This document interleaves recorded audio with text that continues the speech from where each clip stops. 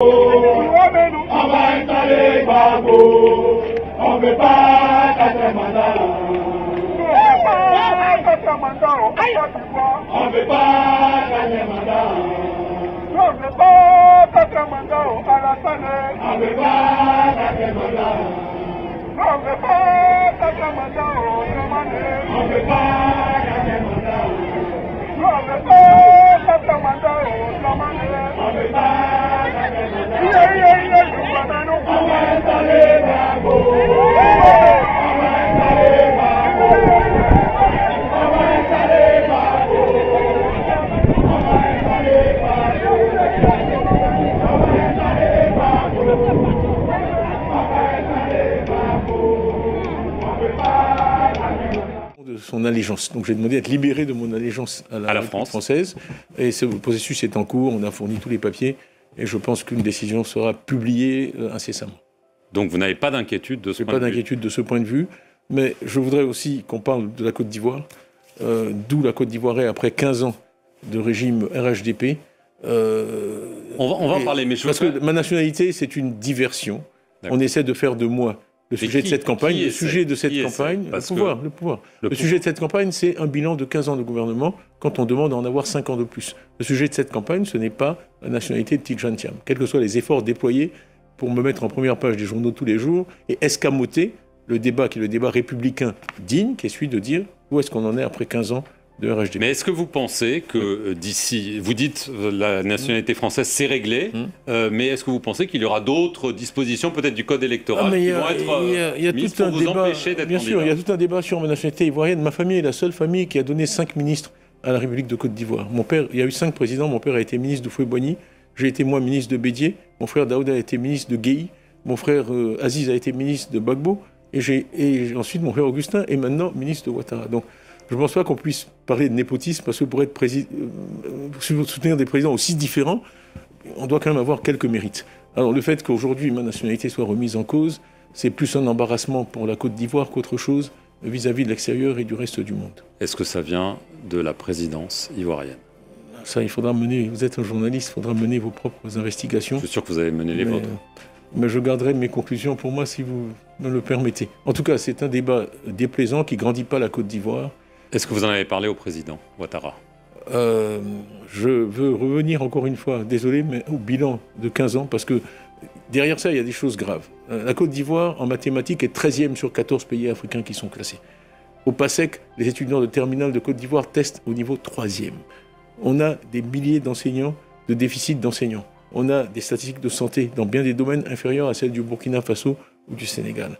On a des coupures d'électricité aujourd'hui à Abidjan. Voilà les problèmes. Pour moi, le pouvoir affirme que la croissance est là depuis des années, qu'il a remis le pays sur pied. Absolument. Taux de pauvreté. Abidjan, 22%. Taux de pauvreté en dehors d'Abidjan, 51%. 51%, c'est une moyenne. Ce qui veut dire que dans les zones les plus pauvres, on monte à 60-70% de taux de pauvreté. Après 15 ans de gouvernement. Donc c'est cela que les...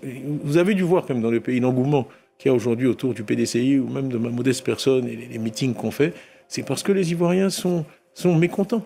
Ils sont mécontents, ils sont insatisfaits. Et on part, ça c'est un des ingrédients de l'inquiétude, on part vers une élection difficile. Donc, une élection à laquelle va participer, selon vous, Alassane Ouattara. Il a dit qu'il était prêt à continuer à servir, mais il n'a pas dit plus. Je n'oserais pas répondre à cette question à sa place.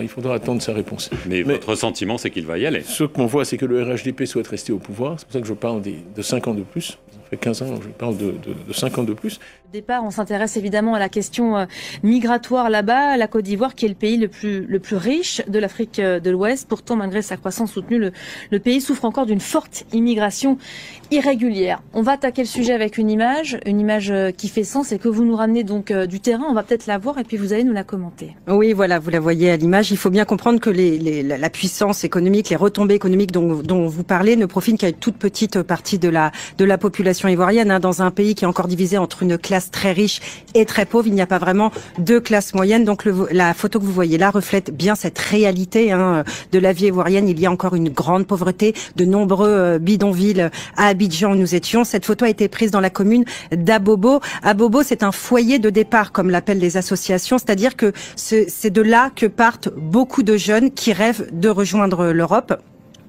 Comme vous vous en doutez en voyant cette image, les opportunités de grimper dans l'échelle sociale en Côte d'Ivoire sont encore assez rares, hein. Je rappelle que 80% de l'économie est encore informelle en Côte d'Ivoire et que le taux de chômage des jeunes oscille entre 25 et 30%. La famille que vous distinguez un petit peu à l'image, c'est la famille de Mariam, hein. Mariam, c'est la maman de 8 enfants. Sur ces 8 enfants, je voudrais juste signaler que 2 vont seulement à l'école, hein, pour vous montrer un peu la pauvreté dans ces communes. 2 vont à l'école parce qu'elle n'a pas les moyens de scolariser les autres, hein. L'école coûte une fortune pour ces familles qui rassemblent à peine une 50aine d'euros par mois de salaire. Bompé, tcha tcha tcha, et où les vis-à-vis? Mon cher, la maman. Bonsoir les amis. Bonjour, bon après-midi, dépendamment de votre position, les amis. Venons s'affairer un peu. En tout cas, venons s'affairer. Venez, on va s'affairer. Est-ce que vous savez que la haute autorité de la communication audiovisuelle a sorti un communiqué? Aïe, mon cher, elle a sorti un communiqué à l'endroit de la directrice de France 24, non? Mon cher, objet, avertissement.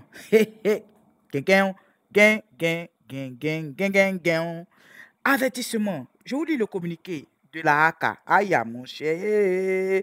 De la haka à la maka. De la maka à la haka. De la haka, maka. Ok, pardonnez, excusez-moi.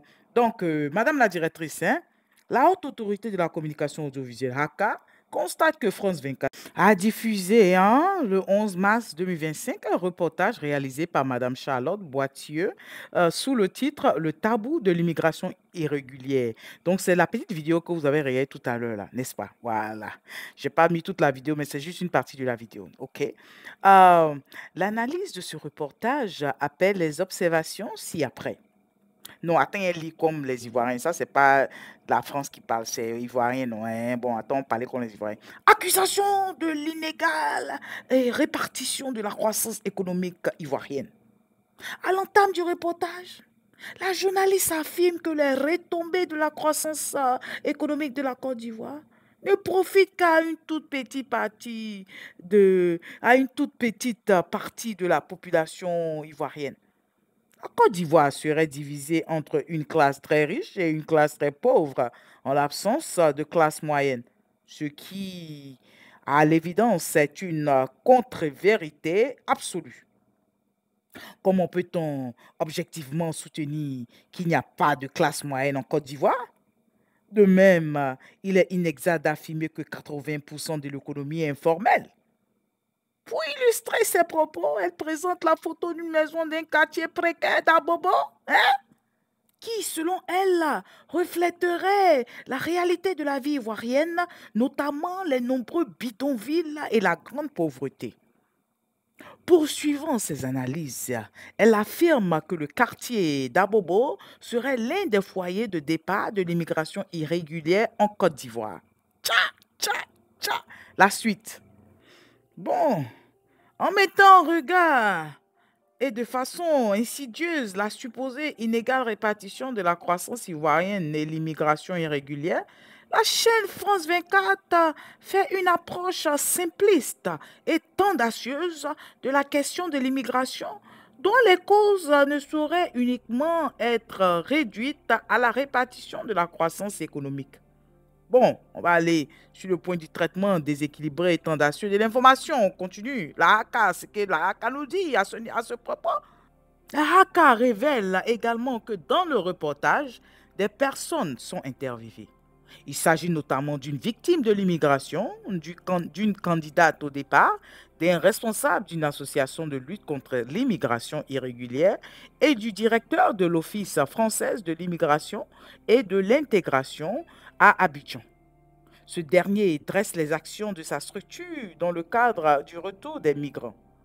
Aussi, la haka note-t-elle que la chaîne s'est abstenue de recueillir la réaction des autorités ivoiriennes en charge des questions migratoires, ce qui induit un traitement déséquilibré et tendancieux de l'information. Par ailleurs, les commentaires de la journaliste ainsi que les propos rapportés des seuls intervenants accentue davantage le caractère tendancieux du reportage et cela est susceptible de nuire à l'image et aux efforts des autorités publiques ivoiriennes en charge des questions migratoires.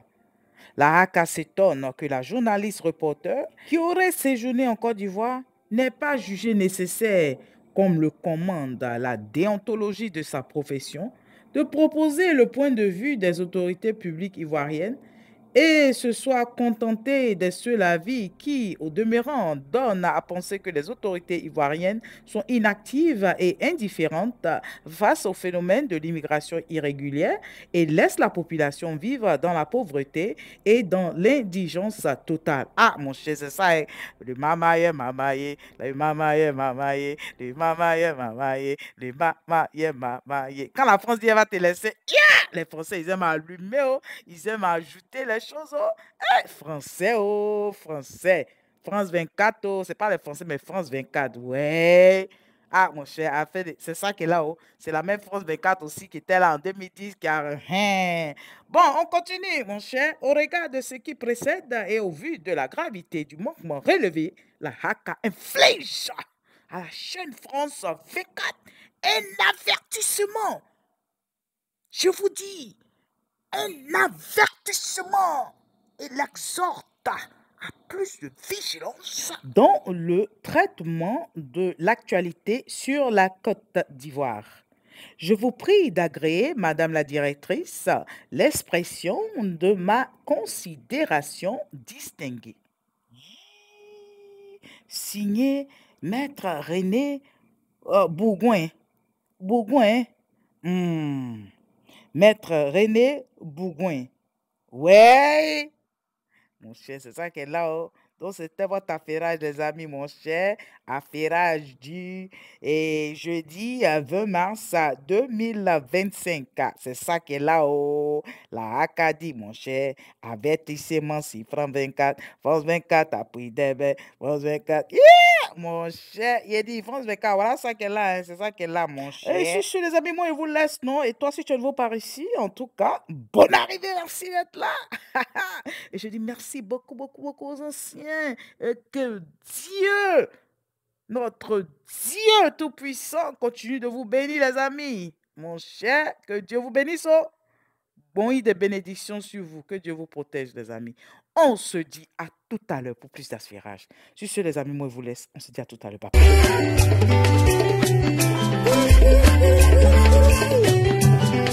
Le pays que nous habitons s'appelle la Côte d'Ivoire. Et ses habitants sont des Ivoiriens. Nous sommes des enfants ivoiriens. Enfants ivoiriens. Mambo, oléléya. Mambo, oléléya. Mambo, oléléya. Enfants ivoiriens.